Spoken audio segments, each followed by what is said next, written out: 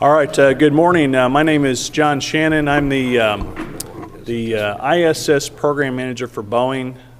My history is that I spent 25 years with NASA as both a flight director and as a program manager on the shuttle program. The panel today, we're going to talk about how do you design with operations in mind. I think it's very important, especially with the work that is going on domestically to create new cargo and crew capabilities to service the ISS, that those designers have the opportunity to learn from past history and the lessons that we have learned, sometimes the hard way, on how to make things most effective for the astronaut crews. Also, if you think about ISS, we're really turning a corner right now. We did this amazing development, design, assembly, checkout on orbit. Now we've turned the corner into utilization. And there's an enormous pressure from NASA to make sure that everything that we do on ISS is keyed towards increasing utilization and increasing the amount of crew time we have to do science and research. And we'll see a lot of changes in the ISS architecture and the types of things that we're putting on ISS to support that. One example that recently got approved by Mike Suffredini, the ISS program manager, was a delay-tolerant network, and that's so that scientists or engineers that have a payload or an experiment up on ISS, as they're trying to get their data down, if we have any gaps in communication coverage, a lot of times that data would be missed, and we would have to re-downlink the file, and that's very time-consuming and really a pain, right? So developing a delay-tolerant network where packets are stacked up on orbit if it doesn't have comm with the ground, and then it's automatically sent down when comm is restored. Those types of very simple things are very important to make sure that we're maximizing the amount of time and taking the load off the crew so they can do what's really important. Now, you might look at this panel and myself and wonder what I'm doing up here. I am actually the introducer, so I would like to introduce these folks. We have a tremendous amount of experience sitting at this table. We'll start off with Captain Frank Culbertson. Tremendous amount of spaceflight experience, starting with the STS-38, commander of STS-51, and the commander of Expedition 3, where he spent 129 days in space. It was the commander of ISS for 117 of those.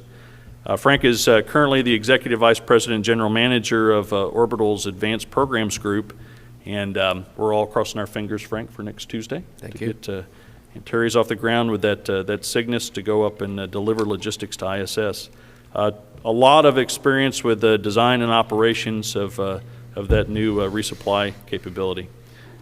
Sitting next to Frank is Captain Mike Lopez Alegria. Mike L.A., as all of us know him. So who has the most experience in spacewalk in NASA's history? And it's the guy sitting right there. You know, Mike L.A. doesn't blow his horn enough, but he's got two amazing records. His spaceflight experience started with STS-73 as a mission specialist, STS-92 as a mission specialist, STS-113, and then commander of Expedition 14 for 215 days, which is the longest spaceflight of any American. So not only does Mike have the longest spaceflight, but also the most experience outside. And some of the things we'll talk about today are not just inside, but also how do you maintain and assemble spacecraft, because I think as we go beyond the low Earth orbit sphere of influence into beyond Earth orbit, there will be necessarily some assembly of spacecraft to perform those longer missions. He currently serves as the president of the Commercial Spaceflight Federation. Next to Mike is Dr. Sandy Magnus, outstanding engineer and astronaut. She earned her PhD from Georgia Tech. Sandy's spaceflight experience includes STS-112 as a mission specialist, where we installed the S-1 truss.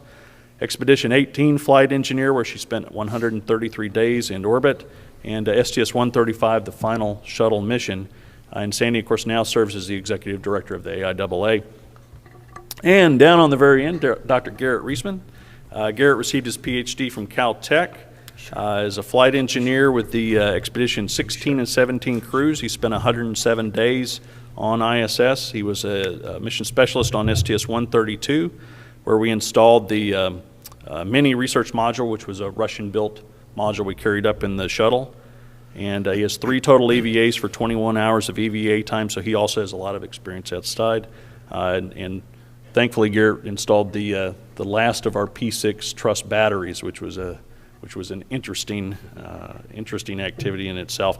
And he's currently the commercial crew program lead for SpaceX. So not only do we have a lot of NASA astronaut experience, we've got the guys that are really integral in the new commercial crew and cargo activities and the design of those new spacecraft. So thank you all for being here, and we'll start off with Frank Culbertson. Thank you very much, John. Can you all hear me okay? Good morning to everybody, and thanks for being here. It's a real privilege for me to be here and a pleasure to talk to you today, and I hope I can provide some maybe interesting and hopefully helpful thoughts about operations in space. Before we do that, though, I would like to digress just a little bit. 13 years ago today, I was a member of Expedition 3 on board the International Space Station, and we did, in fact, witness 9/11 from space. And, of course, that was quite a day that changed history in many ways and changed even the way we operate at Johnson Space Center, right, Mark? And changed the way we look at the world. But it also, I think, changed the way we as astronauts look at the world when we fly up there and we think about what's happening down there and how we hopefully can affect it in positive ways. I want to recommend to all of you that when you get a chance, walk right out that door to the balcony and take a look down to the left. In fact, if you want to go now, you can. But they have a wonderful memorial down there next to the hotel that those of you staying in the hotel can see from your windows probably. But it's hundreds of flags down there, relics from Ground Zero. The firemen are standing guard over it, and it's a very nice memorial to the victims of 9/11 and to all that's happened since then. On another note, tomorrow is the 20th anniversary of STS-51. And that was my first command and a great exposure to how to make operations work more efficiently and effectively in space. And it starts on the ground. And that was my first lesson in STS-51, is it all starts on the ground. And you've got to get it right down there with your ground teams, your trainers, your ops developers, your program managers, everyone that is involved with the mission, the project, the program that you're working on has got to be on the same page. And so that means you've got to understand your mission. What are you really trying to do with these operations in space? What capabilities do you have, and what capabilities do you need to develop in order to execute? And then what schedule are you working to? And Mark Geyer, I'm glad you came today to pay me back. And what cost is your target for executing these programs and this mission? Because that is ever more important in this day and age. And with sequestration, budget constraints, continuing resolutions, all that's going on the government side, and then the need to be more efficient, cost-effective, and operate under fixed-price contracts on the industry side, cost is almost everything. Now, we all have missions we want to execute. We have capabilities we want to develop. But if you can't afford it, you can't do it. And it's just like the analogy is always trying to manage your own family within a budget. We have to do our space operations the same. Doesn't mean we have to stop flying in space. Doesn't mean we have to stop operating. We have to do it more cost-effectively and efficiently. Means you need to understand your objectives, your goals, and your needs. They aren't always the same. And so as you design for operations, as you plan for operations, you need to keep those separate and understand how they fit into your overall plan. You need to understand the difference between a timeline and a time scale. You know, are we working minute by minute on the space station, as we often were, frustrated that the computer would take 5 minutes to boot up? Or are we working on a time scale of a decade, trying to get back to the moon, trying to get to an asteroid, trying to fly a new system into space? All of that matters, but you need to understand how it scales down to ever finer divisions on that scale. And how do you manage them all? And how do you, again, adjust them to the budget? We could all go through a lot of examples of things we've seen on orbit, in space, on the ground in preparation. And all of those are very important, but it all boils down to your concept of operations and what are you really trying to do. And that concept of operations is just like a program plan. It starts at a very high, level 0, level 1, and then works its way down to finer details as you get on board the space station or on board the shuttle or on board the Orion. You've got to understand what resources do you need to take with you in order to execute that, and then what do you do with them while they're there. One of my big concerns for Orion is if it's going to go places, go long distances, how is that different than going to a 6-month space station mission, and where are you going to haul all those modules to get to where you're going to go in 6 months or a year? How are you going to tow those along with the Orion, or vice versa? And then once you're there, what resources do you really have available to execute the operations? Some of the key things that you have to understand in designing the mission operations are you going to focus on autonomous operations? And what's the difference between that and automation? And there are differences, obviously. Autonomous operations, to me, means that we don't really have to talk to the ground every second, every minute, and get permission to do things. And in fact, things will happen automatically if by the crew or by the systems without ground intervention. That's what we're going to have to do going to Mars, because we're going to have significant time delays in communications. You're going to have to operate autonomously, meaning if you have a failure, you've got to be able to deal with it immediately on your own without help from the ground as a crew or as a spacecraft.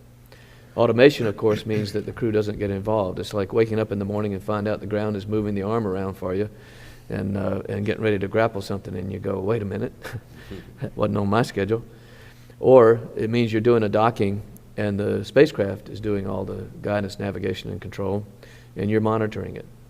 It's like an automatic landing in an airliner nowadays. It's very important that you monitor it, but it may be more precise than manual control. All pilots love to fly. Mike and I have a hard time letting go of the controls in the airplane, but sometimes it's important to let automation do it because it can do it more precisely, more repeatably, and it may be able to take care of things like space adaptation syndrome, fatigue, long duration missions, whatever. So it's a big trade-off between those critical factors. And when you do evaluate the autonomous, the automation involved, the crew involvement, you've got to figure out what's the ground's involvement, or your home base, or whatever you call it, mission control. How much are they going to be involved in what you're doing in terms of actual execution, or are they just going to be a planning function and routing communications? It's very important to set that up efficiently and effectively in a way that the crew isn't constantly answering the phone. By the same token, you want somebody to be there when you call. So it's a balancing act between intrusion, involvement, and actually efficient operations. A good example of what's going on now is the war in Afghanistan and previously in Iraq, where there was a lot of involvement from Washington or the central commands on what was happening in the war. And they actually got a lot better about that in this war than they did in Vietnam, of being able to integrate command and control from elsewhere with what was happening on the ground. But it's still a balancing act, and it still can get in the way of successful operations. So it needs to be worked very hard. Artificial intelligence, we talk about that. We're looking at it at Orbital as a part of our mission control scheme. How much are we going to integrate artificial intelligence or the equivalent into our mission control operations, so we don't have to have a couple of dozen people sitting on console all the time while we've got a cargo vehicle sitting on the space station, or flying even if it's going to stay for an extended mission. How much can we automate? And I mean, we all carry these things now in one form or another. There's no reason the computer in mission control couldn't call you and say, hey, you need to come in and take a look at this. And it doesn't have to be a person doing it.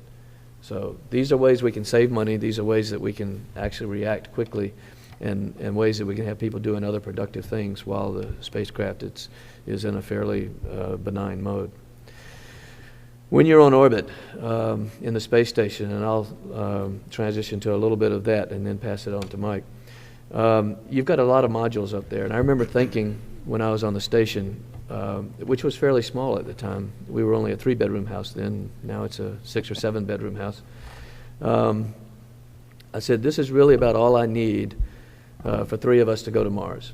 We've got enough modules, we've got enough storage space, we've got power generation, we've got life support. If it were closed loop and we had enough of all this, we could go to Mars with this space station. And it would look, in my opinion, a lot like this. Not like Buck Rogers, not like Star Trek, not like the streamlined things you see. That's all you need is just big round modules to carry what you need and some shielding on them, which is another factor you've got to take into account. And so you get into the question, do you have multi-use modules? Do you have single-use modules? Do you have disposable modules? Do you need to take them all with you and all of them back? Or can you let them go as you progress across? You know, a lot of the wagon trains just left wagons when they no longer needed the supplies as they crossed out here towards California. They just abandoned them on the side. A lot of my relatives still do that with their cars down in South Carolina.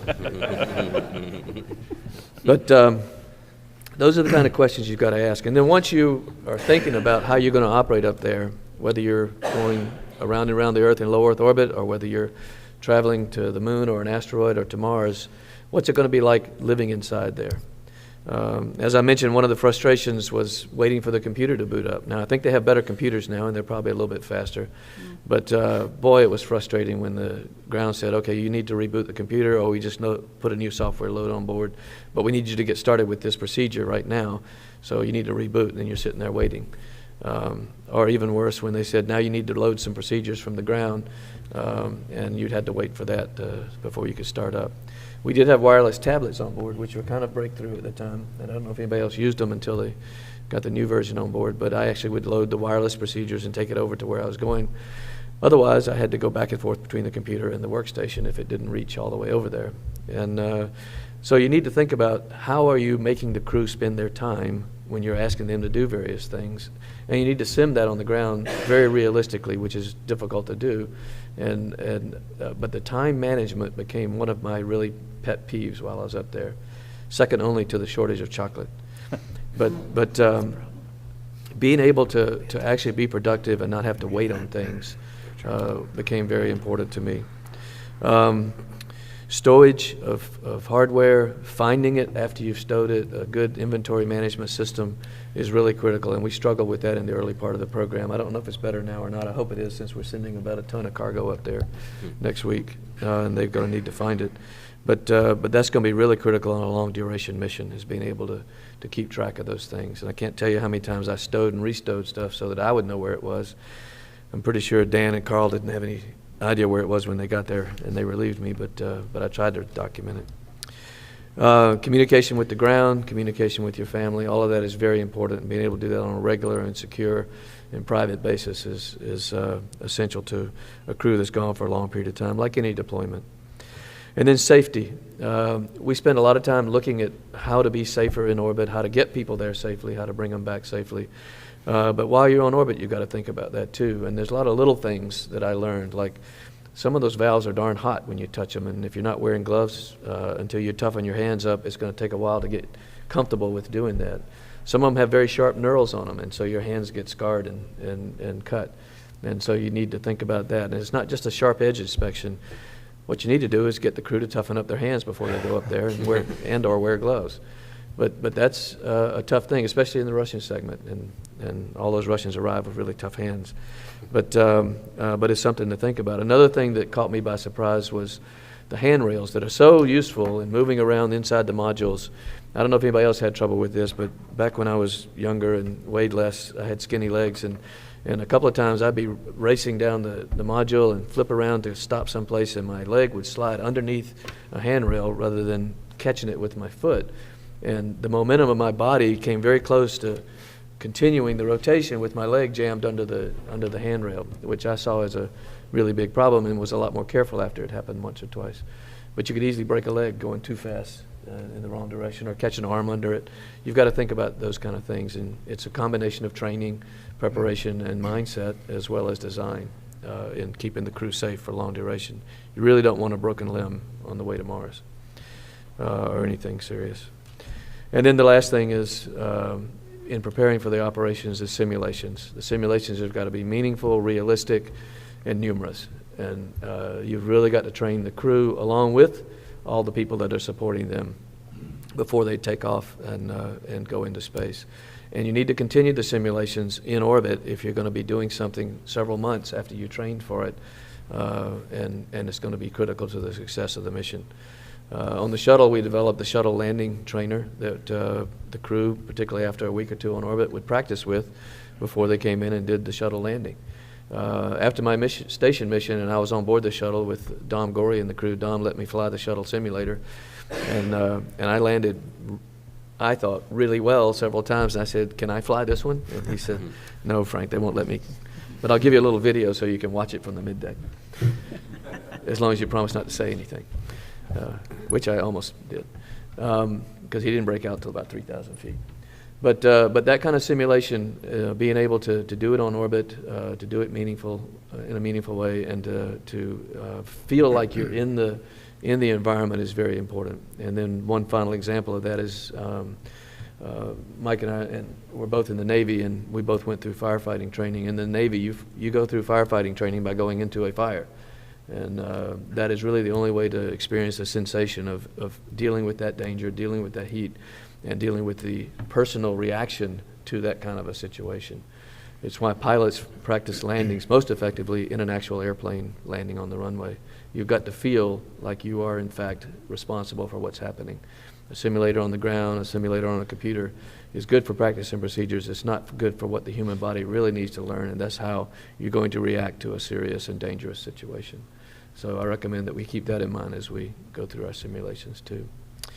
I want to thank you for your attention. I hope I didn't go too long, Mike. And again, thanks for the opportunity to talk about these things. They're very important to me, having had the privilege of being able to participate in that, but I think they're very important to the country and to the world. We have got to keep the space station going, we've got to keep the exploration going, and we've got to go beyond low Earth orbit as soon as we can get our grandchildren there. Thank you.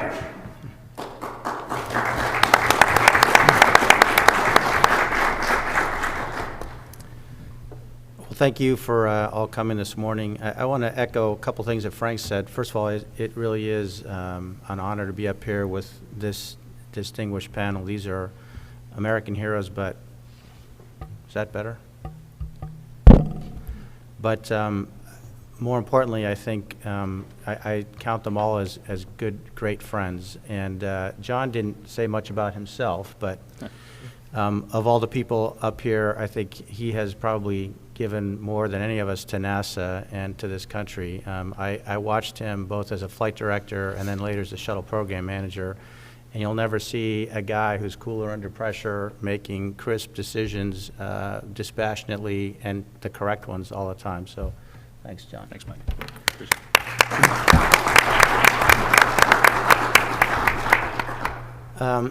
A couple of things that Frank pointed out I thought bear repeating, and one is the importance of the concept of operations, because when you go to design something, you've got to decide what you're going to do with it. And the second piece of that is training, and I can't emphasize enough how important that is. Once you've decided what you're going to do and what you're going to do it with, you've got to practice it. And the closer you can get to feeling what that's really like, the better you'll perform. And so I do want to talk about EVA as in a couple of ways about that. The first is that people say often when you first go out the hatch, we're going 5 miles a second. The ISS hatch faces straight down. And so there's an interesting sensation as you open the hatch and you look down and you see about 220 miles below continents and city lights going by, whizzing by, and there could be a sensation of not wanting to let go. And I think in various cases, some people have more or less that sensation of falling. But I think what is true in all of us is the training that we get in the NBL, the Neutral Buoyancy Lab at Johnson Space Center, is so good. I mean, there's nothing that can replicate zero-G except zero-G. And even though we're in neutral buoyancy, you're not neutral in the suit. So when you go upside down in the pool, you're supporting the weight of your body on your shoulders, the blood's rushing to your head, it's quite uncomfortable, and you don't like to stay there very long. In fact, we have rules in place where the safety divers will right you after a certain amount of time, because we've had problems with both shoulder injury and people, sort of passing out in the suit when they're like that. In space, obviously, there is no up, there is no down. And my point is that the simulation environment in the actual full-size mock-ups and the spatial layout, which the whole ISS doesn't quite fit in that pool, but they make it such that it's very similar, is you can, at a work site, when your field of view is really all you can see in front of you, you can know where you are in space because you've been there so many times in the pool. And even though people are exhaling bubbles around you and you might see some fins, and there's obviously the viscosity differences in the water, it is a very accurate simulation. I think that helps with the sensation of free fall when you first come out the hatch. I want to make a couple points about Russian and American EVA. So the Russians have a similar system like the NBL. It's called the Hydrolab. They do quite a bit less training than we do for a given EVA. Our rule is somewhere between 5 and 7 practice runs for every actual EVA you do. In reality, it ends up being quite a bit more than that. Plus, you do a lot of sort of basic generic training before you even get assigned to a flight. So by the time you actually do an EVA in space, you've probably practiced it or something like that at least 10 times. In the Russian program, you do it twice. And that's a big difference. And more importantly, this issue of the slight nuances between what it's like being in the water and what it's like actually in space is really important. And the problem with one difference in the Russian system is that the suit in the water, although it's neutrally buoyant sort of translationally, is not buoyant, it's not neutral at all rotationally. So it has a very strong righting moment, and if you displace yourself from that orientation, which is about 45 degrees heads up, the suit really wants to return to that position. And that's really unfortunate because, I mean, when you think about all the possible positions in a 360-degree, three-dimensional space, there aren't very many work sites that correspond to that 45-degree heads-up position. And so it's too tiring to try to hold a position away from that. And so what ends up happening is you start thinking about doing tasks in a way that's unnatural and inappropriate.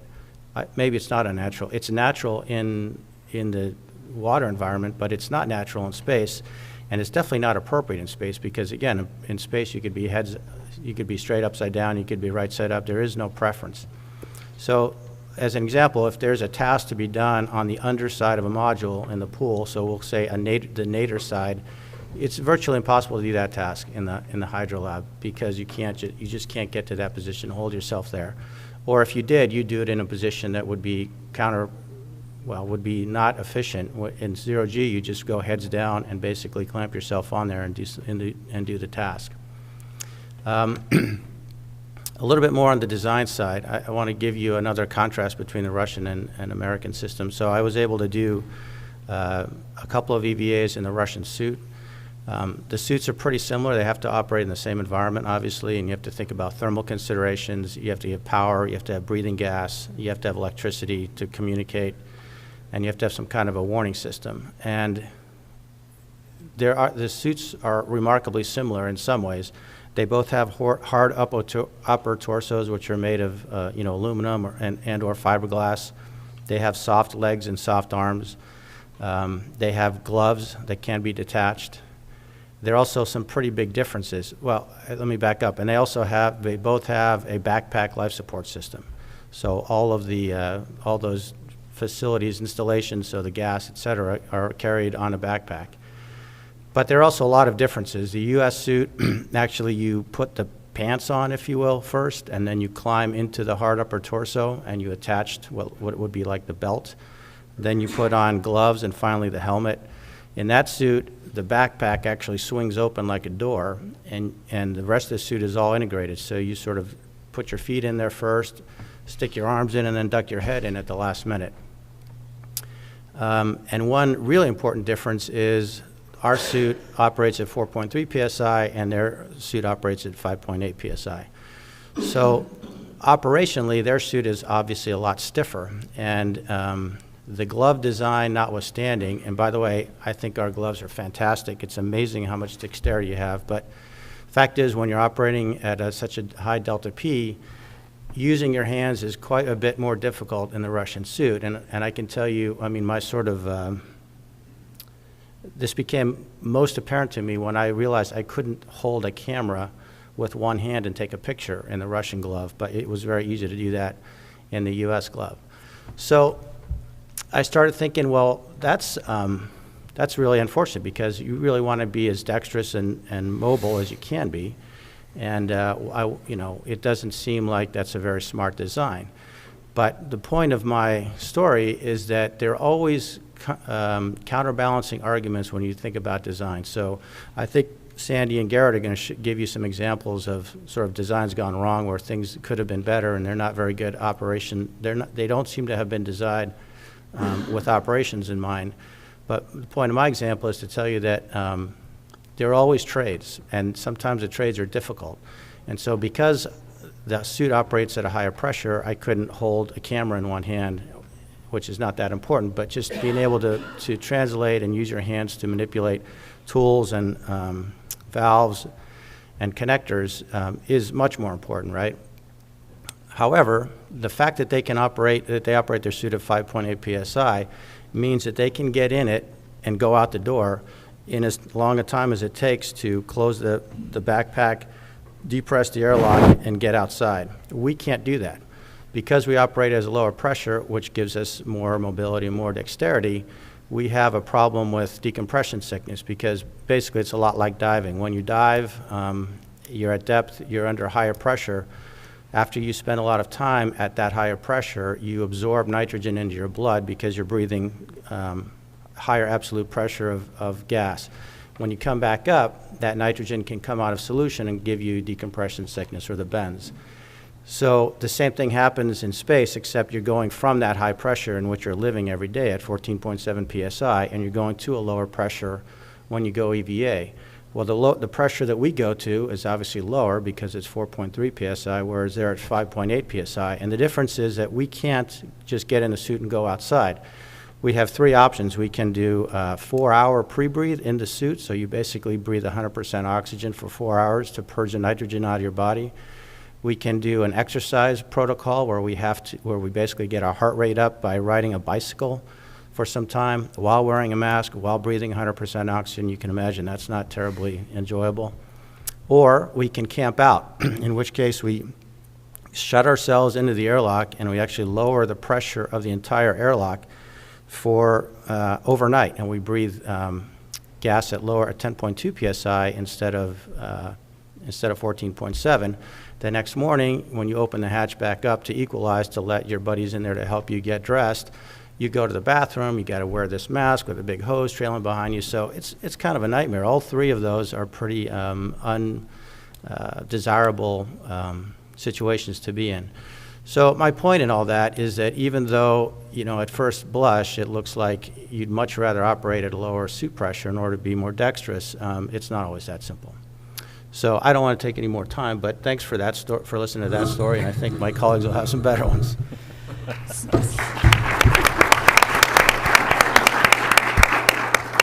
So I'm going to approach this a little bit different. I'm going to start sort of at a tactical level and share some stories of some experiences on space station, and then build that up into the processes that might have created those situations, and then build that back up into a strategy to talk about how we can move forward for designing for operations. So there were several times I was on space station and I had this moment like, they didn't think about this when they designed it, or I wonder why not. And one of them was really simple, and it has a lot to do with just that the designers haven't been in a microgravity environment and understood operations there a little bit. It's talking about the lights. Where do you put your lights in your house? You put your lights on the ceiling. Why do you put your lights on the ceiling? Because you have a ceiling. On orbit, where there's any particular orientation or any particular plane of the vehicle you're going to be working in, you need lights everywhere. And there were a lot of times when I was down in the deck area working, in the bowels of a rack, and I had to go get a lot of extra lights because there were no lights. Whereas if I was working up at the interface of the, quote, walls and the ceiling, we had lights up there. And so, you know, as a designer, if you haven't been in the environment, or if you can't easily picture yourself in an environment, or if the design process doesn't require you to put yourself in the environment, you're not going to think about that. And that's just a really simple example, because you need lights everywhere because you're working everywhere. Handrails. It was very interesting, and I wish I would have remembered to bring some video, but I actually took some video. We have two separate handrail designs on the station where they interface to the seat track. One of them has a little lever, if you will, that you push the sliding flange down into the handrail, and then you set the handrail on the seat track, and then with a flick of your thumb, you release that, and the handrail engages. And it was a beautiful handrail design because you could do it with one hand. Mike mentioned already how nice it was to be able to have a camera in one hand and operate at EVA. Well, one-handed operations are key if you want to work efficiently. The other handrail design, what you had to do is you had to again, you push the flange into the sliding channel, and then you had to use you set it in the place, and then you had to use your other hand to rotate a knurled knob in order to lock the handrail down. Well, now you need two hands, which means you need to find a place to anchor your feet or some part of your body in order to operate that handrail. And with the other handrail design, I could just float up, put it in, snap, and I didn't have to worry about where I was anchored. So you have to start, as a designer, you have to think a little bit about Newton's laws, because Newton's laws rule your life when you're living in microgravity. That whole action-reaction, I mean, one day, just for grins, I went to the computer, and I was typing on the computer. I'm like, I'm going to take my feet out of the handrail, and I'm going to type and see what happens. So I'm typing on the computer, I'm acting on the keys of the computer are acting back on me, and I'm floating away from the computer as I'm typing on it.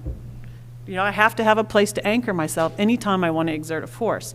And so that was, you know, the handrails were a very good example of a good handrail design and a not so optimal handrail design, just because of the difference between a one-handed operation and a two-handed operation and what that meant with how you had to anchor yourself. One of the things that I did while I was on space station with Mike and Yuri was we got the station ready for a 6-person crew. That means we had 2 crew quarters to put together. We had the AIAA to put together, all kinds of things. Now the AIAA, here's an example of a really well thought out process, because when the... Tell them what it stands for. I'm sorry, thank you, Frank. The Advanced Resistive Exercise Device. It was this monster piece of exercise equipment that actually is a spectacular piece of equipment because it allows us to exercise using pulling against a vacuum and get our resistive exercise and do the weightlifting kinds of exercises we need to minimize bone and muscle loss. But it had to get put together. It came up with some assembly required, kind of like those Christmas packages where you take slot A and insert item B into slot A, and it was really just going to be a lot of work to put it together because there's so many pieces. But what the designers did to make it simple was all of the parts that had to come off in order to allow you to connect it together, launch restraints and things like that, they made the color purple. And so you knew right away when you're going in to put this really complicated piece of equipment together, that anything that was purple was eventually going to be coming off. And so as you went through this very elaborate set of procedures that had a lot of pictures in it, oh, by the way, pictures are good, you could very easily kind of get an idea of where things were going to connect, because a lot of the launch restraints were in a lot of those areas. So that's an example of a good design, thinking about how to make that operation more efficiently. One of the things that people don't think about, let me do that one last. The next instance that I had of where a design was affecting the efficiency of the operations was in the crew quarters. The crew quarters came up also in the state of some assembly required, which now that I think about it was sort of the theme of the mission, was some assembly required. We did a lot. There were 3 floor panels in the crew quarters that had to be pulled up in order to access a lot of the electrical and data connections from the crew quarters to the station. So those 3 panels each had 17 torque tip fasteners holding them down, and they all had to come up. And this was because, I guess, of launch restraints. I'm not entirely sure, really.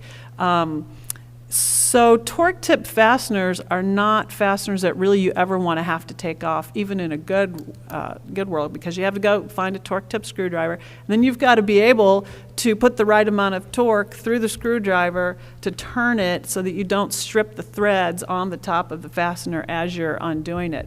And so that means in 0G that you have to find exactly the right position with exactly the right angle on the torque tip fasteners in order and you have to be able to push your feet. I had to brace my feet on the top of the crew quarters, which if I would have been a shorter person may not have been possible for me.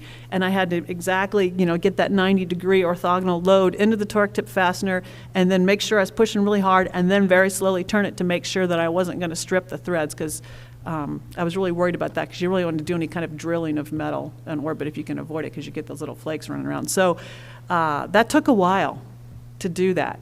And so torque tip fasteners are not a good idea when you have to take things off. And so I'll mention one other example, and then we can talk about why some of this stuff may happen.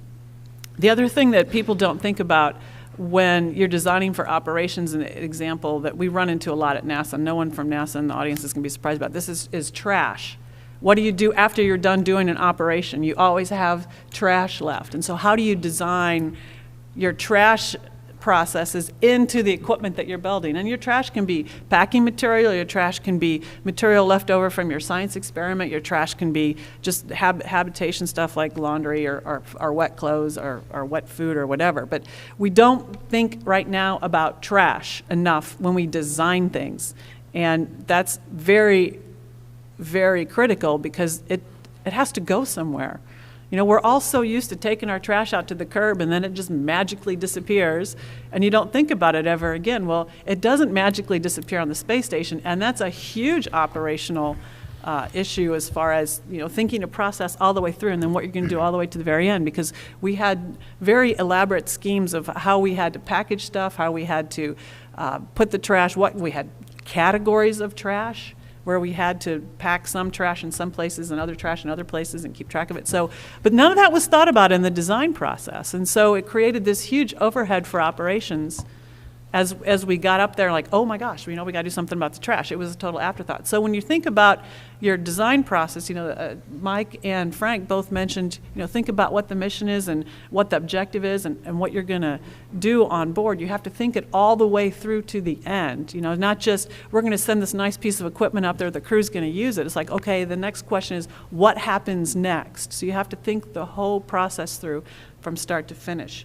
So there's just one other example that I had on STS-112, and I think this fell into the line of people not really understanding the environment.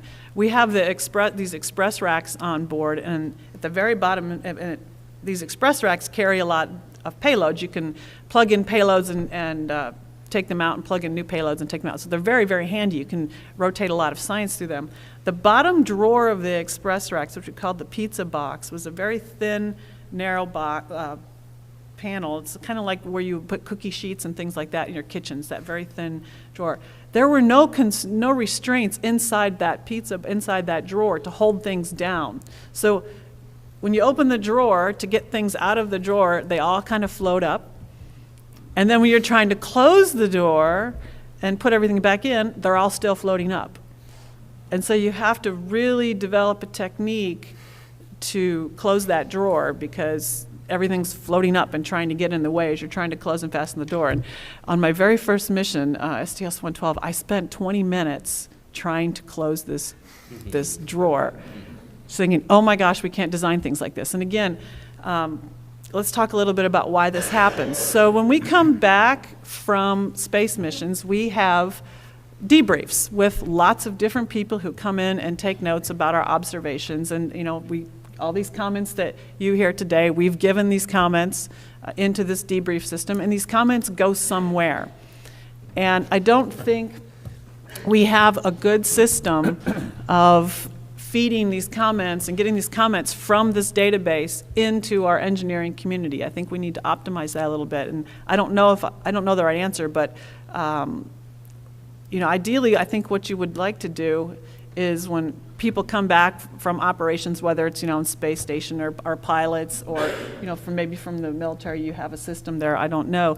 You plant them in the engineering department for a while, so they're there as a resource, physically located with the engineers, so that when they have a problem, there's somebody there to go. I've had several conversations with our engineering director at Johnson while I was down there, and they kind of felt like they didn't have a place to go to get the answers to these questions, but yet the astronaut office was right there across the quad. But when you're there physically You know, if I had an office in engineering after I got back from my space station mission, perhaps I'd get a lot more, you know, people wandering by, hey, have you, you know, we're having this question, have you thought about this? Or I could wonder by. So sometimes physical proximity makes a difference, where the IT, you know, databases are out there, but people don't know where to find them or how to access them. So we have to have a better way of taking, you know, the kinds of things that we learn as operators and getting them directly to the engineering community so they can learn. You know, oh, by the way, don't use torque tip fasteners. Oh, we've got launch load problems. Well, have you thought about using one bigger panel with maybe some socket type of fasteners that we can use, or two panels with less fasteners or bigger fasteners, or, you know, there's ways to work through that if you can have those kind of conversations. So our feedback mechanisms are not, I think, optimal yet. There's ways that we need to feedback that information, because there are astronauts who will be happy to tell stories about things that they've experienced in space to designers to share this so that we can learn from the experiences. And it's the whole point of sending people in space, right? It's to learn from the experiences and get that knowledge back out into the general world.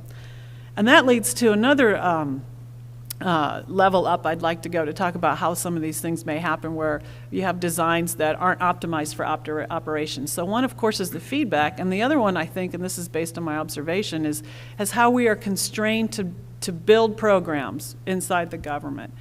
You know, we have these budgets that go, and I see Jeff sitting in the audience, so this is probably not going to be a surprise to you, but we have these budgets that go year to year to year. And so when you get into this process where you're trying to optimize designs or make design decisions, you know, that's a separate little bucket of money than what your operations bucket of money is. And so you find these two optimizations of, you know, designing something optimally for, you know, cost effectively making the design and getting the design in on schedule and making decisions about design are being done in the vacuum of how they're necessarily going to be used. So you end up designing something that's going to increase your operational cost or increase your operational efficiency or inefficiency, because these two budgets or these two decision factors can never talk to each other in the process because of the way the budgets are built and the way you have to fight them year after year. So we're kind of put ourselves in a box, put some constraints about how we can optimize designing for operations just based on that whole budgetary setup. And that's a tougher nut to crack because NASA's sort of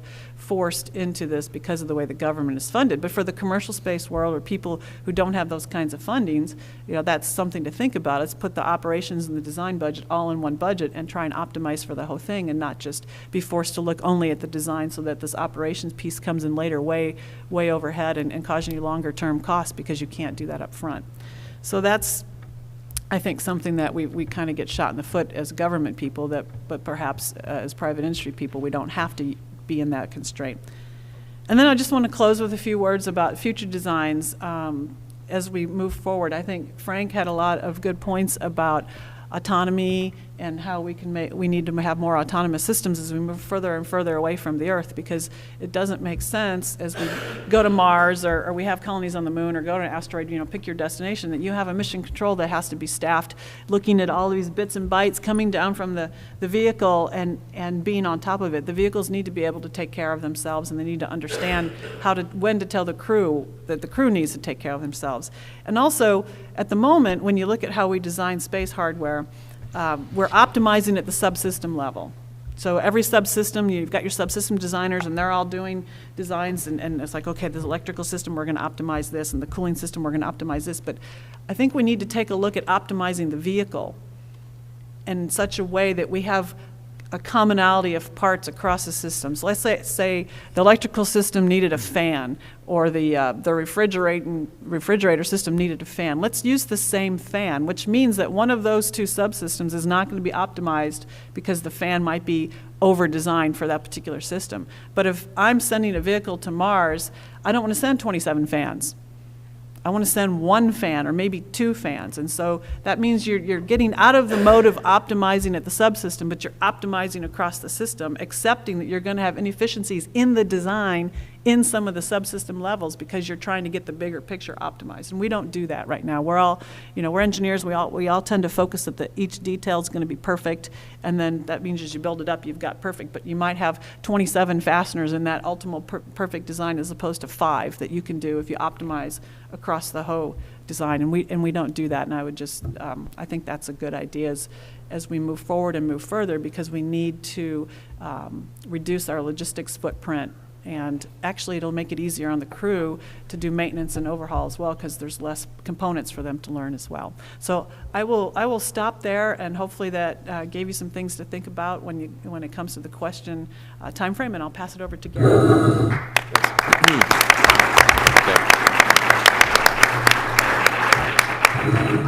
So I'd like to start right and pick up right where Sandy left off, because she touched upon something that I find very interesting, and that's this idea of optimizing at the vehicle level rather than optimizing at the component or subsystem level.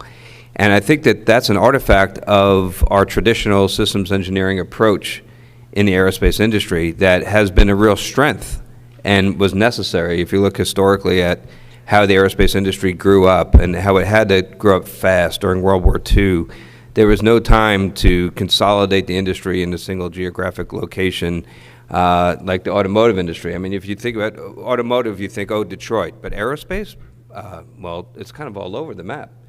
And that became politically expedient as well. But the truth is that it was out of necessity. It was, okay, we're in a war now. We have to suddenly produce all these airplanes, and this is going to be key to the war effort. So how do we make this work? How do we make our engines in California, but the wings in Long Island? And how do we get that all to come together and work?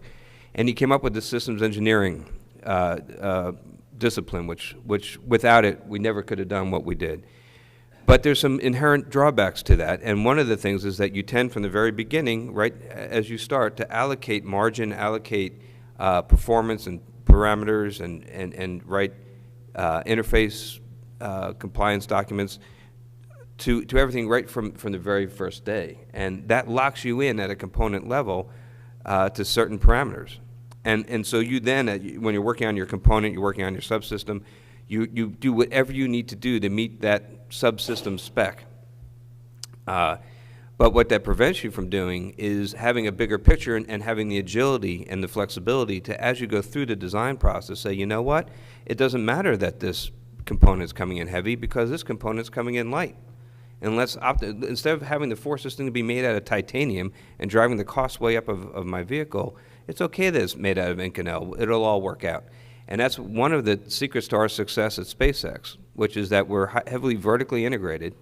And so when we decide as we move along, we have the ability to be agile and say, okay, that original goal was wrong. And since we're all making it all under one roof, we can just change it. We don't have to go and find renegotiate with the supplier, rewrite the subsystem spec, get the lawyers involved to redo the contracts. That could take forever and virtually impossible in the traditional approach. But this could happen in a moment's at a moment's notice when you're all vertically integrated. So it's something I've seen as a real advantage, and it's interesting that you pick up on that. Okay, I didn't intend to talk about that though. So, thanks. So, John mentioned that in my operational past, one of the things I did was I was the operator of the space station robotic arm when we installed the mini, the mini research module, the mini research module. And actually, that's what actually got me assigned to that flight, because they needed a mini astronaut to install the mini logistics module. So that was good job security. It worked out well.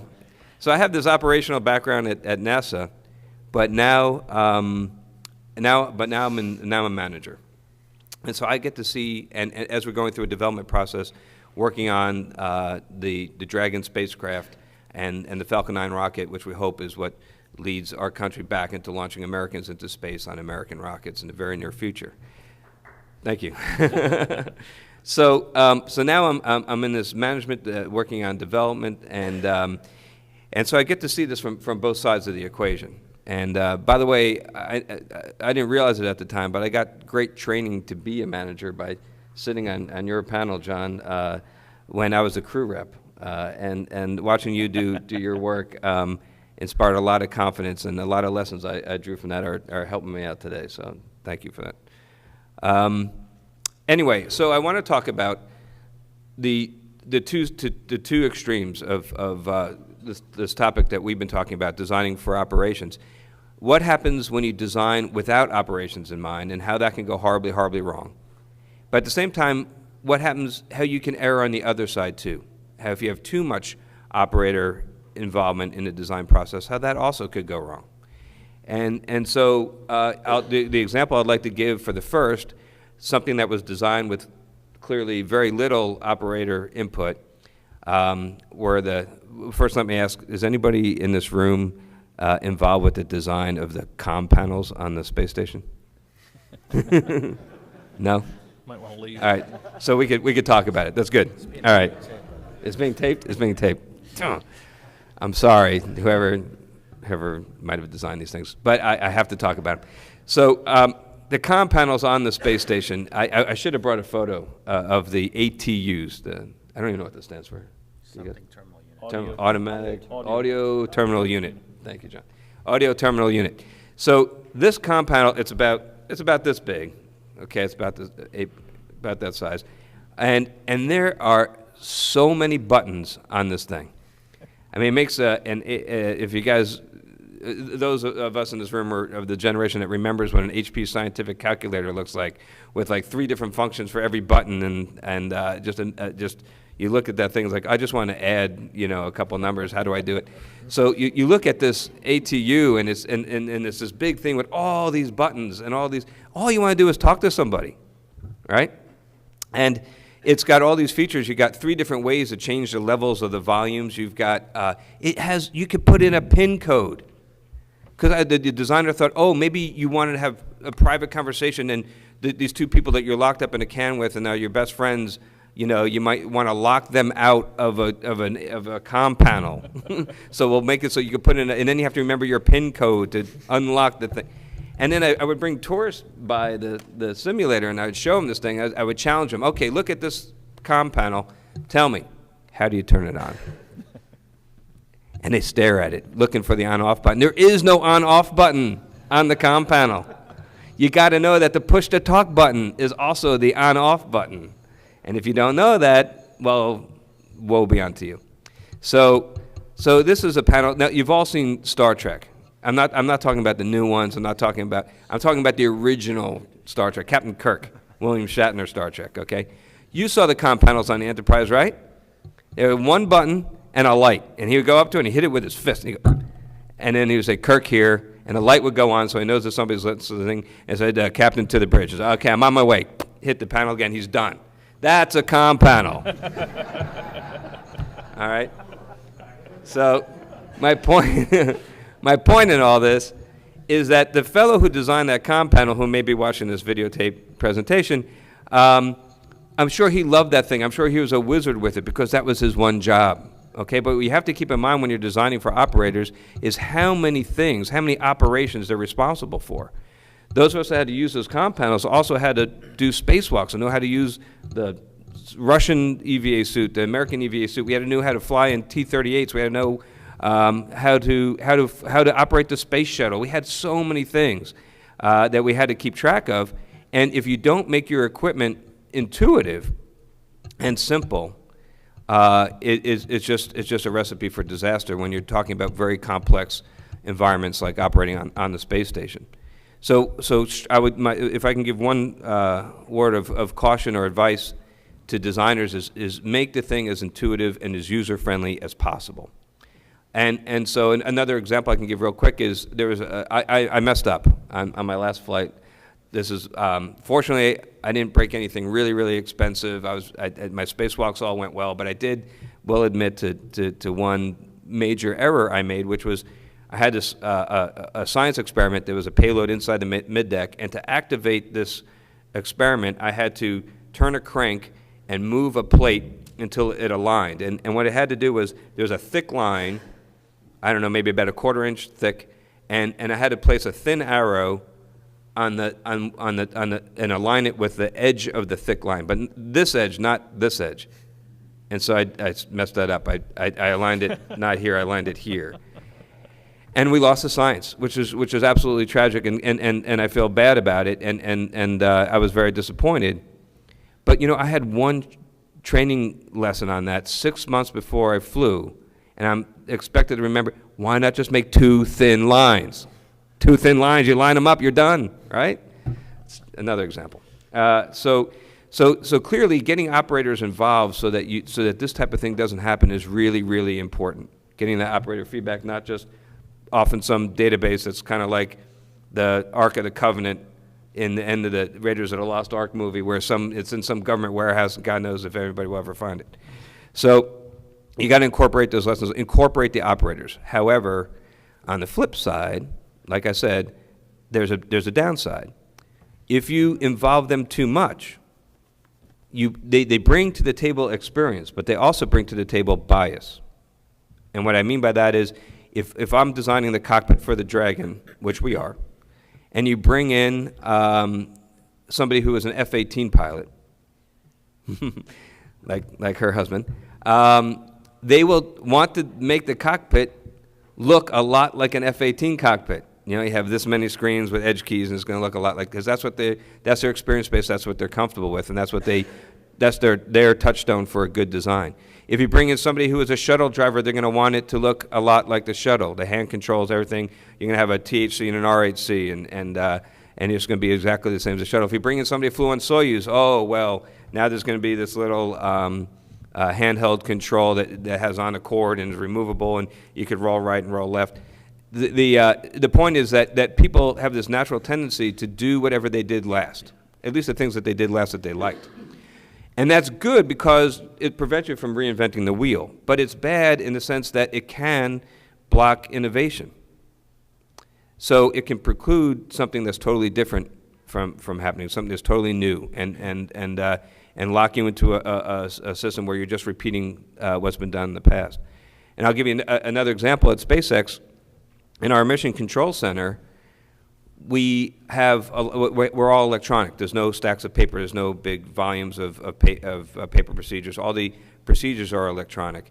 And so you could sit down and during your shift change, sit down at your console and immediately look at what procedures are in work, what step everybody is on. Each console, you can see what each console is, what step they're on, and you can see notes in there about anything that was anomalous as they went through the procedure. So it really simplifies handover. Another thing we have a great IT group because of our Silicon Valley IT heritage. And so we have the ability to, by VPNing in, you can see on your laptop, you can see all the telemetry that you can see in Mission Control. So by running that application on here, I can't command. Can't send commands to the vehicle, but I can see on here everything is just as good as if I was sitting in Mission Control at the console. And I can also, by a VoIP technology, I can actually talk on the loops. I can go in and talk on the loops and talk to our mission director, is what we call our flight director. So the way this becomes useful is we had a problem on one of our first missions, and we said, man, it'd be great if Bob were here. Because Bob was the guy that designed this sensor that was having a problem. But Bob was flying back from, Bob is not his real name, by the way, but Bob was flying back from Florida, from the launch, to California, and so he was unavailable. And they were working this problem, and all of a sudden, there was Bob talking on the loops. And Bob was saying, I think we need to change the field of view. We can go and make a software change, and this is going to solve the problem. We're going to be okay. And I'm looking at the telemetry here. I see this is we're getting false indications on this sensor, and if we just write this out of the algorithm, we'll be okay. And the mission director was like, man, that's great, thank you, but Bob, where are you? And Bob said, well, I'm on seat 12A of Virgin America. I'm flying back from the Cape, but I got Wi-Fi.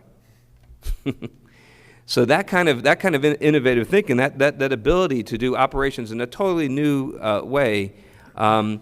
You need to let new people who don't have experience think, because they don't know what's impossible, so they'll just go ahead and do it. And that's really, really exciting. At the same time, you can't let them run amok without somebody with some experience to prevent them from reinventing the wheel or doing something like making an ATU. Okay? So it's a tricky balance, and that's why the management is so important and why I get all the big bucks. So I think that's about the end of the example I wanted to give. All right, terrific, Gary.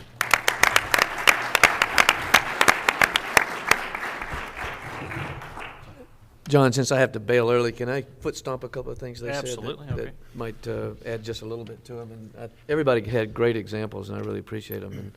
And I echo what Mike said about John. He's been a real treasure to the space program over the years, and glad he's still involved in it, and one of the best managers NASA's ever produced. Just a couple of things. Garrett was mentioning we designed to our experience. Well, any of you have ever been in the early shuttle cockpit?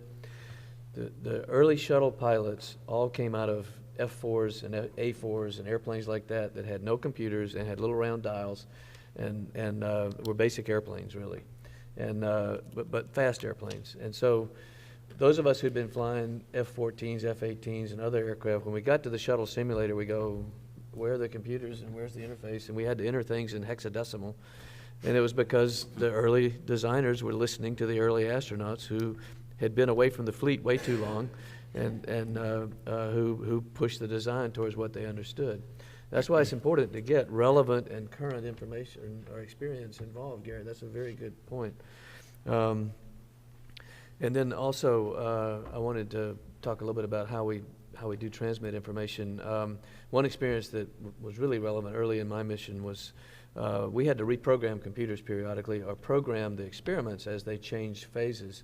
And a lot of that was on CDs or DVDs that were stored in our lockers that we had to then load into the laptops one at a time, and hopefully they're doing it better than that now, but that's what we had. And I had a stack of 5 CDs in a Ziploc bag that I was loading into a laptop, and I got called away to a call on the ATU.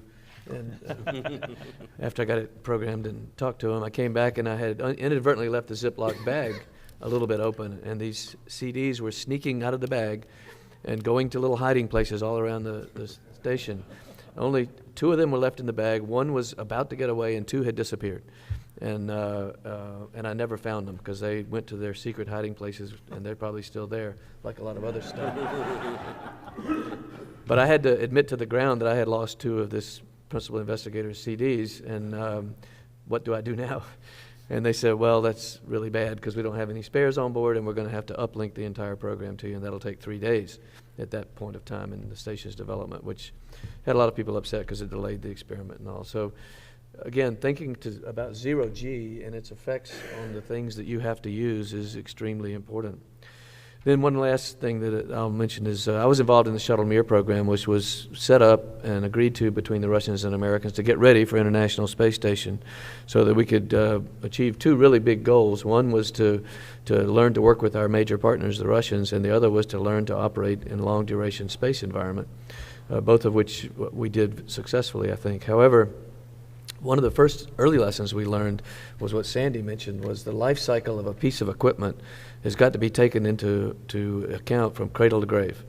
That we had things that were going up on the shuttle to the Mir that really had no way of coming home. But we also discovered when we got there that the Russians had sent a lot of stuff up there that had no way of coming home, and the Mir was becoming a junkyard, basically. It was just crammed full of stuff. So the shuttle's first flight up there actually brought a lot of stuff off the Mir. But I learned that the hard way during station, that despite the fact that we did have lessons learned, and I'll address that in a second, during Shuttle Mir, when the Russian docking module came up, it was filled with hardware in addition to its normal outfitting that was held in place by secondary structure, big beams and stuff that were installed to hold lockers and other components that were sent up as spare parts. However, unlike things that came up on the Progress, the mass up didn't equal the mass down because this was not going anywhere. So all that mass, all that secondary structure had to be loaded into the next Progress to leave. And there wasn't room for it because we had a Progress full of trash to go down. And so it was a major battle between us and the ground on how we were going to load these big metal pieces and where they had to go. And we had to reload it 3 times and videotape everything to get them satisfied with the CG. But the lesson was that nobody had evaluated it cradle to grave, and they didn't account for those big pieces of metal. So again, in designing your operations and thinking about them, you got to think about it from to the very end. What do you do with it?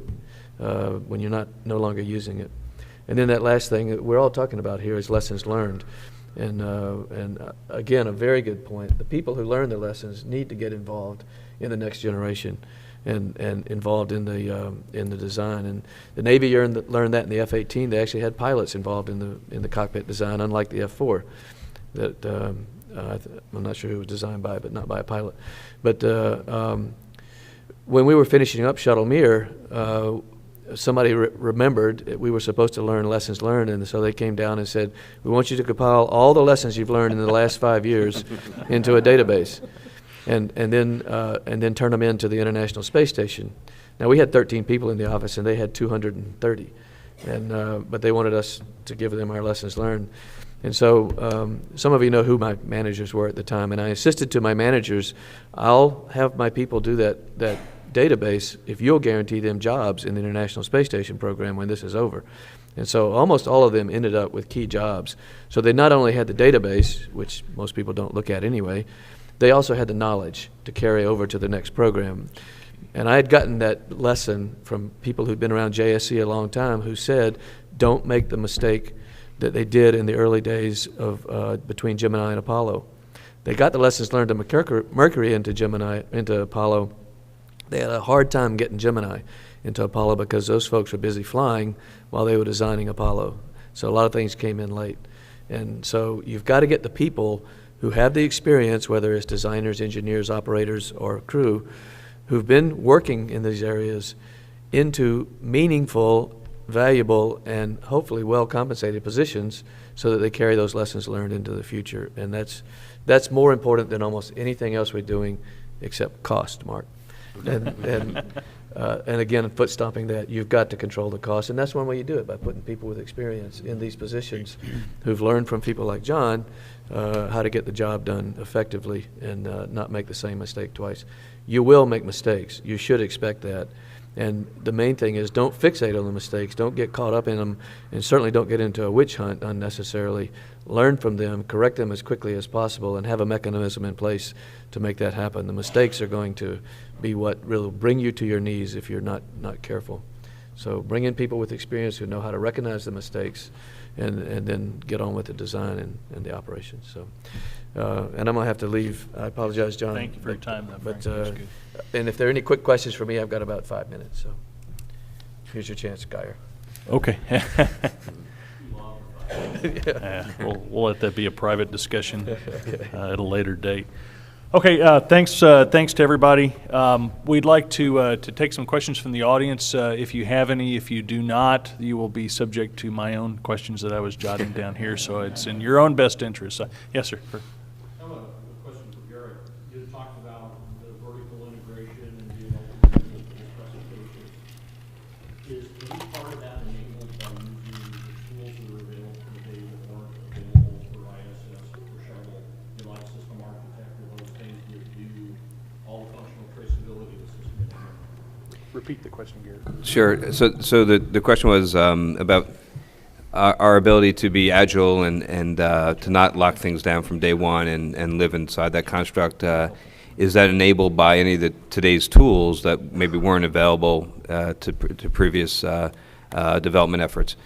So yes, to a large extent, the answer is yes. You still need the fundamental construct of vertical integration to make this really work, because otherwise, if you don't have these strong system engineering controls, and you have a lot of subs that are off, they need to have something to work with. If you're not all together under one roof, this whole agile approach is not going to work. In fact, it can lead to disaster. So you still need that vertical integration, that organizational structure to make it happen. However, once you have that, yes, the tools that are available today do make it much easier and do enable this agility. And the tools I'm talking about are what we use a lot are track systems, and that's shareware. You can all get those systems off the internet. And these tracks, by having tickets and track tickets that allow people to interrelate different disciplines and different key performance parameters as they evolve, have have structures know what propulsion is doing, have propulsion know what avionics is doing. By having that all interconnected through modern IT systems, it certainly makes it much more doable. Yes, sir, right here in the front. Yes, I want to Garrett. We know that you can rendezvous and bird drag with nobody on board. So the question is now for crew, are we back to the old argument about spam and can? Or are you going to give them a stick? Is it going to be hooked up to something? Yeah, so it's really interesting, and Frank led off earlier today talking about autonomy versus automation, and the need for at least autonomy, if not automation, as we go beyond low Earth orbit, and that's absolutely true. For the low Earth orbit piece of it, the vehicle we're building, we want to have a single Dragon, a cargo Dragon and crew Dragon. We want as much commonality as possible. So obviously, it does, as you pointed out today, and the new version will be able to go up and to the space station and back all by itself. So it's a given that there will be a sufficient level of automation such that if everything is nominal, it can do everything without anybody on board. But now the question is, well, how do you take this asset, the human in the loop, and how do you maximize the benefit of having that asset on board?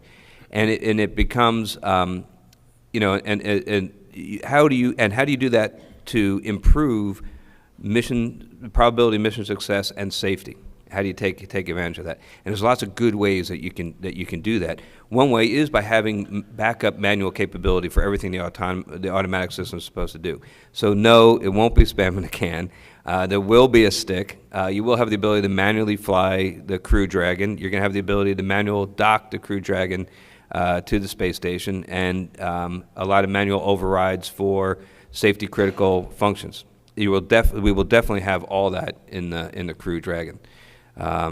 So the point is that our mission success and the safety of our crewed flights is going to be much higher than the cargo flights. So it provides an additional capability. And if I could add on to that, Garrett, the same discussion is being held really in all technical fields right now. It's such a new world of technology and automation and computer speed and things like that. We have the same discussion on what do drones do versus what do pilots do, right? Well, the key is you have the pilots do the things that are uniquely suited to having a human in the loop and working with that, and you have drones take the workload of just things that you might have to do off of the astronaut's plate or the pilot's plate, as it might be.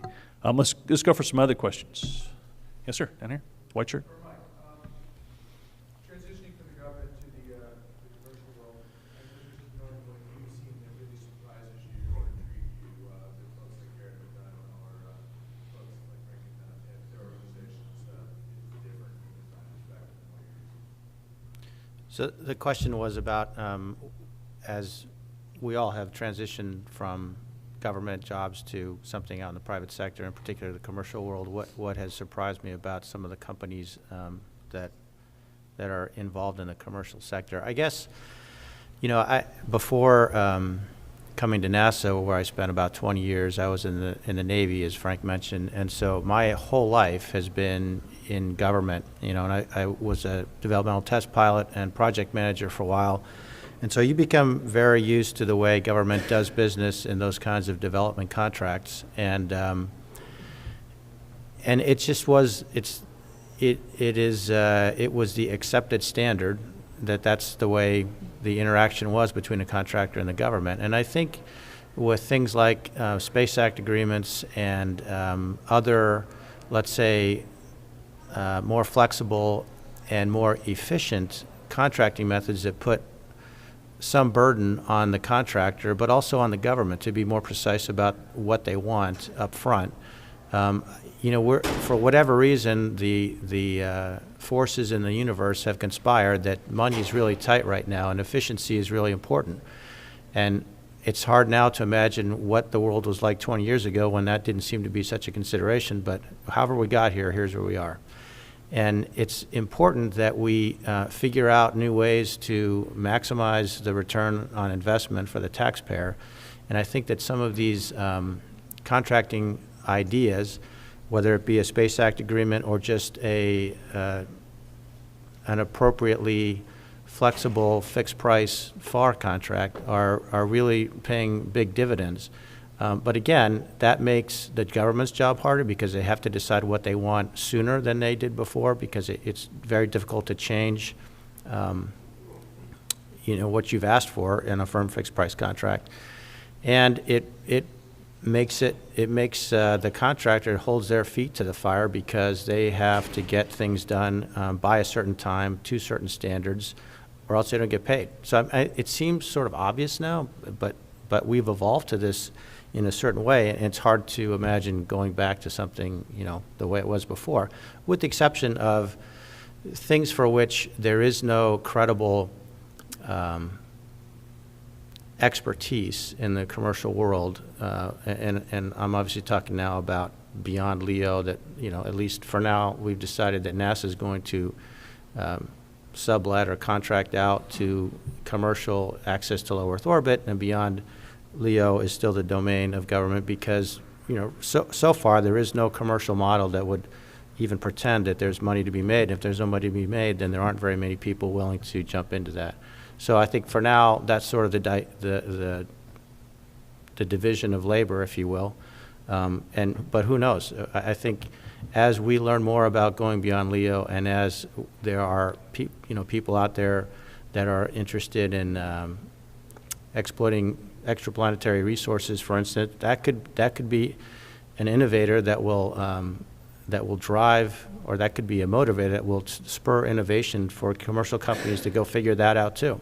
So it's always been the role of government to kind of lead where either there's no profit model that's recognized, or it's too hard for companies to go figure it out. And then once that's done, once those frontiers have been opened, then the space that they have explored gets filled in with commercial companies that try to make a business out of that. Sam, go ahead. I have a question about managing trash. Today we have the supply vehicles and basically dump all our stuff into the when we go beyond low orbit, we typically won't have resupply vehicles, especially Mars or around places. Do you guys have any ideas or how you guys would do it based on your experience with trash? Skylab, they put all the trash in the oxidizer. They had no way to get rid of it either. So the first thing you need to do is not think about things as trash. You need to think about them as things that you can reuse again in new and interesting ways. So everything that you send on a long duration mission has to have, this life cycle consideration. What am I going to do with it when I'm done doing with it, its primary purpose? And so I would say the first thing you need to do is take the idea of trash out of your vocabulary. There's no such thing as trash. There's only materials that you can use for other purposes. And then you design your packing material, which now is not trash, around the kinds of materials you need for those other purposes. So you have to get out of the idea of trash at all. There's no such thing in that world. You have to use everything smartly that you take with you. If you've got secondary structure that's holding something in for launch lids, you design that secondary structure to be a primary structure for something else. If you've got, you have to wrap something in foam or cushioning material to survive launch lids, you use clothing, or you come up with a way to use that material somewhere else. As maybe it's a in the context of the world that we live in now, those CTBs, maybe that's packing material on the way up, and then you inflate it, and you've got a stowage container when you get on orbit. I think that the additive manufacturing world is going to play a role here, because maybe some of the raw materials you need to use in your additive manufacturing equipment you use as packing material or something like that. So you just have to get out of the idea of trash. There's no such thing as trash. It's all recyclable, it's all multi-purpose. So you got to just change that particular paradigm completely. That's good. Any other thoughts? Anybody else? You know, it strikes me, right, as we go from LEO, where we know what stuff happens when we, deorbit it, to, and also for delta V changes. And the LEO is very different than what we're going to be doing beyond low Earth orbit, right? And my thought for a long time now has been, we don't design spacecraft well that will operate effectively beyond low Earth orbit, because we vent. A lot of times we don't pay a lot of attention, or we use it as a tool. And of course, if you're beyond low Earth orbit and you vent, right, what happens? Well, you wake up in the morning in a whole different place than you thought you were going to be. And so the spacecraft that we design now, what worked in LEO, totally different paradigm, will not work in beyond low Earth orbit. And I always think of trash or reusable hardware, whatever we want to call it. It's like we're going to a national park. When we go beyond low Earth orbit, you pack it in, you pack it out, right? Because if you don't, if you think you're going to have some capsule or some logistic supply capability you can stuff full and let go, well, now it's in a heliocentric orbit, and maybe archaeologists, 10,000 years from now will go look at it and see what Sandy had for dinner, or how he, which is not real exciting. But it's going to be a completely different paradigm in the design of spacecraft, and the design of logistics trains for beyond low Earth orbit has got to be completely different than the way we do it now in low Earth orbit. So that's another piece we're going to have to think real hard about.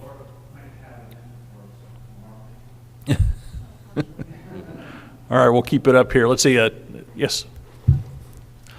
I'm struck listening to the story, because the stories that you guys are telling, and I want to compliment you for telling them, because they need to be told. But the thing that's striking me about it is that these stories get told and told and told.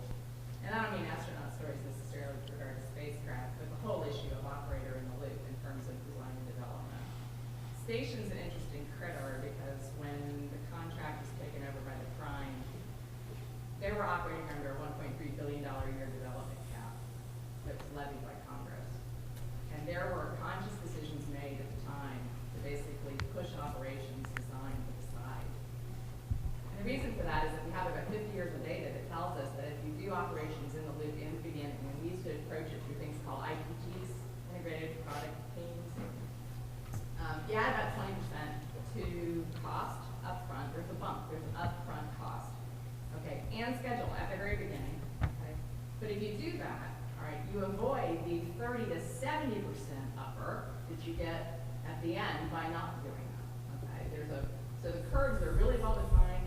People have looked at them since the B-47, which is probably the first time this really got implemented. And yet here we are, 70 years later, okay, having this conversation, okay, about operators in the loop. And there are a lot of issues, you guys have touched on a lot of them. They're great unawareness of the environment, especially with regard to space. Embedding people into culture. When you come back, Sandy's idea of like having somebody literally with an office stick to walk past the office, okay, you have a chance to start asking people questions. But one of the things that drives these decisions a lot, unfortunately, is people trying to flatten that upfront curve, okay, and sort of saying, we'll accept the downstream cost upper, even though a lot of those things, when we're talking about systems engineering, this is a systems engineering issue, even though a lot of those things are sort of unpredictable. You know you're going to have a big bump somewhere in there if you don't do this, but you don't really know how much it's going to be, so it's sort of easy to sort of say, well, we'll deal with it. Okay, with station, the estimates are anywhere from 30 to 50%, okay, increase in costs, okay, at various points because of the decisions that got made. I'm not saying those were bad decisions. Okay, that was a time and a place, and there were a lot of choices that had to be made. But my question to you, which is really long, and I apologize. Here we go. Okay, All right. Sorry, John. No problem, Mary Lynn. We've been having this discussion for 70 years. Yeah. Okay. Do you guys have ideas about how to, basically impact those decisions? Because essentially, we're back where we were. I mean, it could be the next speleocraft, it could be the next aircraft system, it could be the next complex human operator in the loop for pretty much anywhere, and we would still be having, I think, this discussion. Well, I'd like to start and then maybe hand it to Garrett and Mike, because I think as in the government standpoint, and Mark and Dan, you guys may want to add to this, we're restricted by how the NASA's funded a little bit, right? Because ideally, what you would do is say, okay, we have this 10-year program, we're going to design the spacecraft, here's your funding profile for the 10 years. Now you smart people on the project go decide how you're going to spend that money over the course of the 10 years. And if you choose to spend a little bit more up front in order to do this appropriate design operations viewpoint, that's great. I'm not going to criticize you for that, but just, after 10 years, you better come back with X, Y, and Z underneath this umbrella of cost. But that's not how we fund. That's not how we fund our programs. We get it on yearly increments. And how as a manager, can you make a decision that's affecting something 8 years away when you only have the next year's funding to do it? So we fundamentally don't fund our programs as the government in a way that allows NASA, for example, to do that. Our hands are tied behind our back because of that nature. Now, I'd like to hand it over to Garrett and Mike to talk maybe a little bit more about what's going on in the commercial world with some of these other mechanisms, and if there's any more freedom there to do that. But you really basically need to have a long-term vision and authority to make these kinds of decisions. It's a tricky problem, obviously, that we've been, as you point out, been working with for a long time. But there are a couple aspects to what we're doing in the commercial space area that I think give us some cause for optimism. One is we do have a lot of operators. We just had a panel in Houston last week where we had a whole bunch of former astronauts representing every single major player in this field. So we have a great influx of operators that have, at SpaceX, the guys that are designing the spacecraft do have to walk by my desk as they go about their business. So there is that availability, like Sandy pointed out, is good. The other thing that gives me cause for optimism is I think it's much more difficult for these lessons learned to get communicated and really influence design when the design team is huge.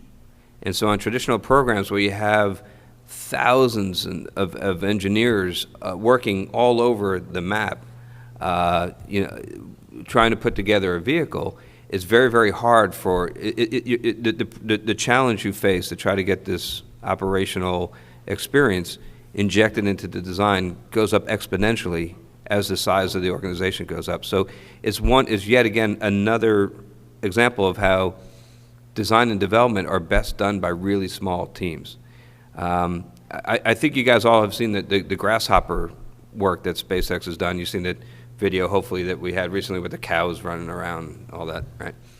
You would not believe how few people are working on that program.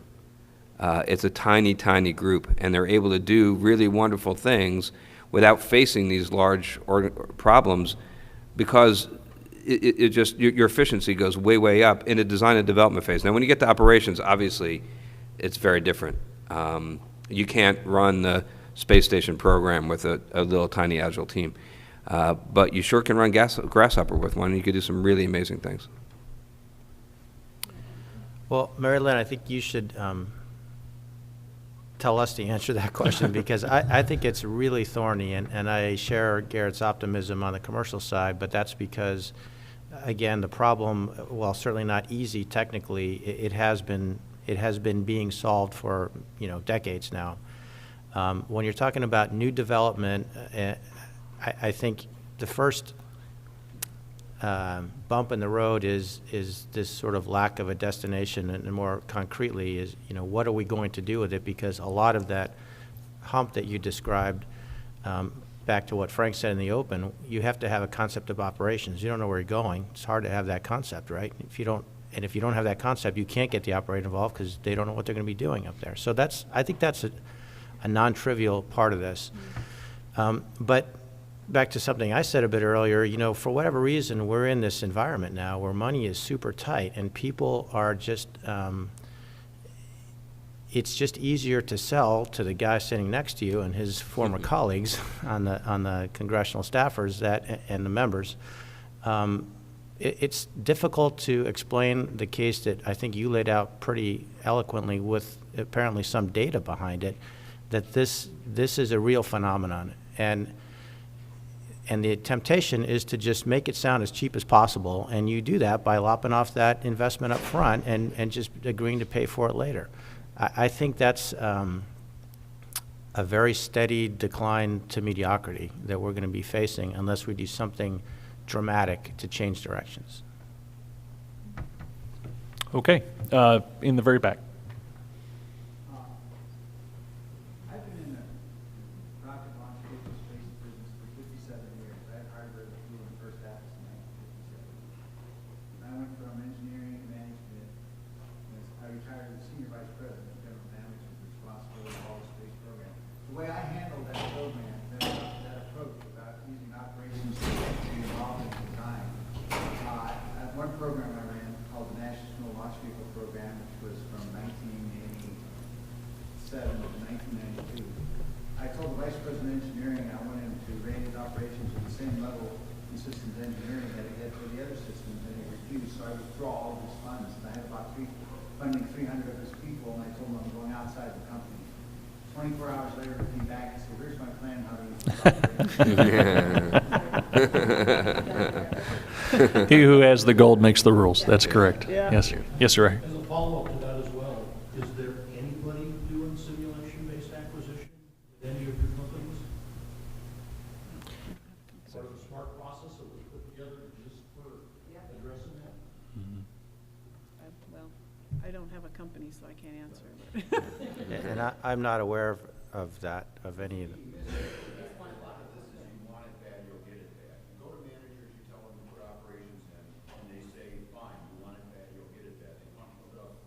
Bill moved ALS and NLS to a focus on operation.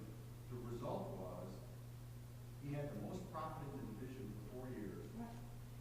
And he sent 10% of the money back to the Air Force when he was done. You do this right, it's cheaper. You start off and you focus on it, you just grit your teeth and do it. Now what he did was, in the first review, he stood up and all the NASA centers had representatives there. And the NASA center representative from the Cape said, "You idiots, you don't know how to spell operations. I don't trust you to do anything right." So Bill went up to him and said, "Can I come down to your shop and you teach me how to do that?" He spent a week at the Cape. For the next 3 months, he cycled all of his senior managers down to the Cape to get trained. And he really got to understand what operations was instead of paying lip service to it. There's a way to do this right. There's a way to save money from the first cut of the tool. You don't have to pay. There is no hump for suffering the cost of operations unless you want it to be there. Okay, great comments. Thank you very much. 2 more questions, then we're going to knock it off and go listen to NASA talk about asteroid retrieval missions here. Any other out here? Yes, ma'am. There are 2 areas I'd ask you all to comment on for on-orbit operations. One being stowage. You've got large areas in trunk size that you're trying to stow stuff things in. Maybe it's things you access daily versus weekly. From the things you've seen, what are the types of things that work well versus don't work well? And then the second area I was going to ask is in the area of, interacting with computers. What are the types of user interfaces, again, that you gravitate to work well versus those that are lacking in leadership? Well, I'll take a crack at the first part. And Frank mentioned inventory management system. That's super important. You can't imagine how many nooks and crannies there are on the ISS. Some of them have lost CDs floating in them, apparently. But there's nothing more frustrating than when you get a procedure on board to go run an experiment and they tell you where to go to retrieve the things, and you go in there and you can't find it. I mean, everything comes to a grinding halt because the ground obviously thought that the piece was in there. You're looking at it, you say the piece isn't in here, now what? It's very complicated. And we've done, I think when all 3 of us were on board, we used a barcode reader to help us with that. I think they've gone to something a little more clever, an RFID, that I think ostensibly, takes the operator much more out of the loop and makes it more automated. But a sophisticated and accurate inventory management system is super key. And I will add on to that, the weakest link in a super accurate inventory system is the human being, because you've got to put things back where you got them from, or if you do not put them back where you got them from, you need to make a notation in the database that it's in a different location. So, so to a certain extent, people have to be very responsible on board to put things back where they got them or notate them accordingly. The other thing that's important when you think about a stowage system and how people are using a stowage system is the concept of what things do you use all the time, what things do you use some of the time, and what things you never use. And then coming up with the appropriate places and smart use of space to where to put that kind of thing. And the station program was going through an exercise in that concept and shift when I left the office about a year ago, because that's really key. Soft stowage is better than hard stowage. I mentioned the pizza box. That was very difficult. You know, things don't like to stack nicely in space. They tend to float around in the bags, and so you want to have some give so that you can use a little bit of extra encouragement, you know, to get things into places where they should fit and stuff them in. So in my experience, I've found the soft stowage to be very useful. The other thing that's hard for you to conceptualize unless you've been there is how much you can put into a small space. You know, when you get up there and you can get into different orientations and move things around you know, in a three-dimensional jigsaw puzzle kind of way, you can put a lot of stuff into a small space. You know, as an example, on the MPLM, as we were buttoning up the MPLM to come home on the last mission, we had to remove all the lights from the MPLM and leave them on the station as scavenge for them to replace station lights. I was able to get my whole body into the standoff area to get in there to take that light off with the racks rotated up. And if you look at that on the ground and think of putting a body into that space, No way. It's like no freaking way. I mean, it's so tight. And so there's a lot more volume available if you can, you know, think in that three-dimensional oriented way. As far as computer interfaces, I think we can learn enough even just how people interface with computers on the ground. It's the same way. It has to be easy to use and accessible. And one thing they were fixing about the time I left as well was the fact that, you know, if you jump from one procedure to another procedure to another procedure, you can tend to get lost as you jump through all these documents, and then you maybe have to go to stowage notes or they have to go to daily comments. And so, you know, I think you can take user interface studies from the ground and they'll be equally applicable in space. It just has to be easy and back to Garrett's comment, easy and intuitive. If you want to add anything to that, Garrett? Yeah, really just echo all that. And the only thing I'd add in terms of computer user interfaces, we seem, at least when I was on station, we seem with that a lot of times to have the need to reinvent the wheel. To think that, oh, our application is so special, we can't use any existing commercial user interfaces or software packages. We have to come up with something totally different. A lot of times, you know, that temptation is there to try to make a one-off product, but the problem when you do that, even though you can maybe tailor it a little better to your environment and your operations, the disadvantage is there's a lot of debugging and a lot of evolution that went into commercially available software applications that you don't have the time, the luxury of that learning experience. So when you find out things like, hey, it would be really great if I could link all these documents together, but I don't have the ability to do that in my software platform, that takes 10 years to get that, you know, to start addressing that issue on ISS. Whereas, you know, if we just use Microsoft Office, you know, we would have the ability to do some of those things. So I would try to use for computer interfaces wherever possible. COTS applications and special one-offs would have to earn their way on, is the way I would say that. Now, of course, something for command and control is totally different, but I'm just talking about for things like on the ISS, the ops LAN type stuff. Yeah. Okay, one more. Yes, sir.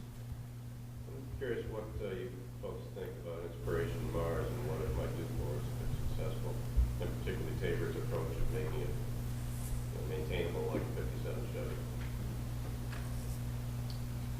Chevy. The question was on Inspiration Mars, and basically what I think the way I would ask if you care to comment on it, you would answer it in a design for operations, because it has a lot of the challenges that we've been talking about beyond low Earth orbit of stowage and having systems that are repairable since it's a 500-day mission, things like that. Yeah, I'm not terribly familiar with the, I mean, I understand the sort of basic concept, and clearly there are some significant challenges. I mean, the timeline is obviously one of them. In terms of what benefits it might have, just by John's direction, I'm going to go off a little bit and just say that I think, almost succeed or fail, I think it is an inspiration. I mean, I think it's really an audacious, bold endeavor that, if nothing else, I think there are a lot of intangible benefits just from, taking that first step. Technically, really tough. I think all of the concepts that we've talked about today would have to go into the thought and the design of a craft or a mission that would do that. And plus one we haven't talked about today, which is what are the people going to do while they're on the way there? There's a psychological component that has not been discussed, and you don't want to be cooped up in a tin can traveling for 500 days without something useful to do as a human being. And that's, beyond just the technical questions, but I think that has to be taken into account when you design a mission like this. But I agree with Mike. I think it will be very inspirational. I think, regardless of what happens, we're going to learn a lot, and that's important. Any information we can get that furthers our knowledge about being in space at a distance or times or, any kind of barrier-breaking enterprise where we all can learn as a community is very good. It's very good for all of us, and I think that's great, and it will, I think, catch the spark of the public's imagination if they're successful. I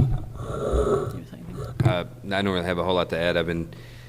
My day job's been keeping me really busy, so to be honest with you, other than a couple of articles in Space News, I haven't really been following it that much, but it sure does sound pretty exciting, and I do think that a lot of the stuff we talked about on this panel certainly would apply. Okay, I think it was a good sharing of ideas and thoughts today. I'm sure this will spark some more discussions outside. What I got away from the panel and the discussion is that design for operations isn't just a nice to have, and we had some good comments from the group here that reiterated that if you don't design for operations, your program is not going to be successful, and I think we've seen that over and over again, and in some places we're at risk for repeating those mistakes. I think also, I got an appreciation that I think one of the legacies coming out of the shuttle program, of which I'm obviously a big fan, and the station program, is that we were able to fly many more people in space and to live for long periods of time in space. And now what you're seeing, right, is those people that had that experience are being seeded out into the commercial companies and into other areas that are doing designs, and they bring that with them. And that's really the first time in the space flight era when we've had people with that relevant clear experience that are able to go out and affect designs for the next generation of vehicles. And I think that's a real legacy of what we've done over the last 30 or 40 years. Let me reiterate my thanks to the panel for your thoughts. Y'all were terrific. And my thanks to you. You're a very good audience, and I appreciate all the great questions. Thank you.